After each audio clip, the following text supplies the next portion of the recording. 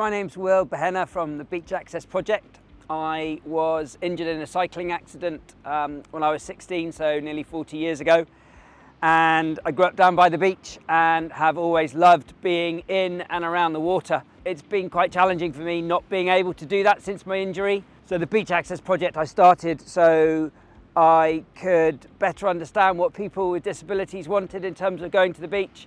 And that's what I'm passionate about creating, is beach environments that enable people with disabilities and medical conditions to be able to access the sand and the sea and just play a really meaningful part in beach life.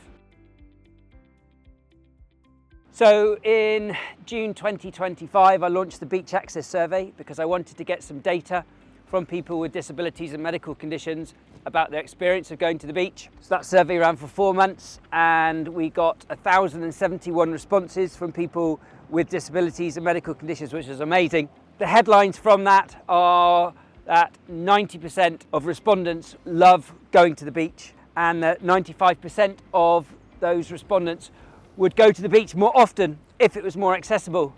And the really interesting point for me was that 85% of respondents want to get down to the water's edge and get in the water, which is a really powerful statement that we have to support and make happen. So beach access has got a whole range of different components. So we need to be thinking about how people can get to the beach, and so whether that's public transport or by driving, so that we're providing accessible public transport and car parking. We then need people to be able to navigate through barrier-free routes around the beach environment. So that's around putting boardwalk in place and having platform areas so that people can hang out and be independent.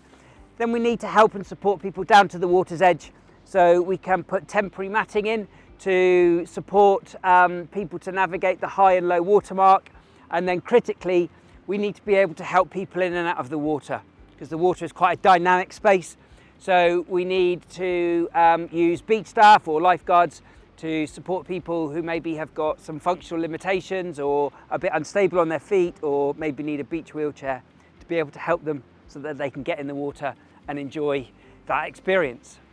So one of the findings from the Beach Access Survey is that 85% of people with medical conditions and disabilities, they want to get down to the water's edge and get into the water. Now there are a number of challenges to doing that, but this beach wheelchair is one of those solutions.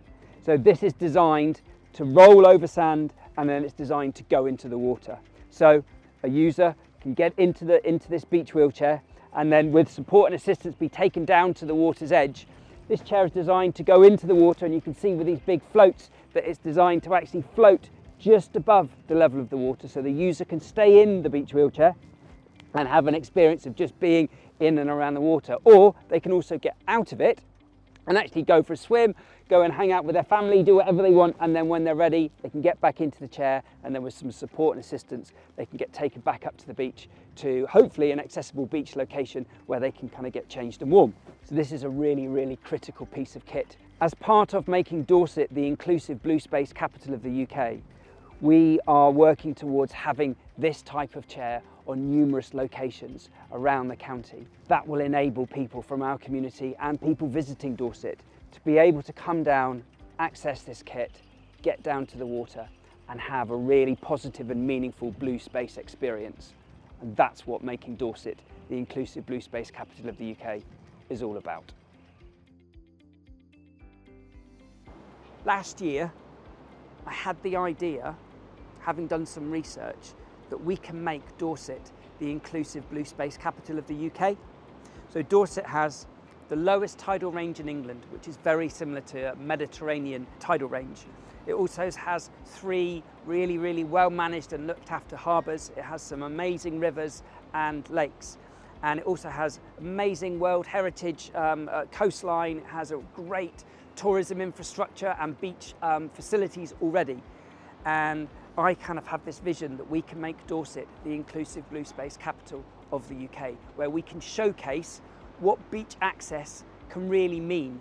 So I'm working with an amazing team, including colleagues from Purbeck National Trust, Dorset National Landscapes, Dorset Council, and We, as a team, have been working on this project to make Dorset the most accessible and inclusive blue space beach environment that we can in the UK.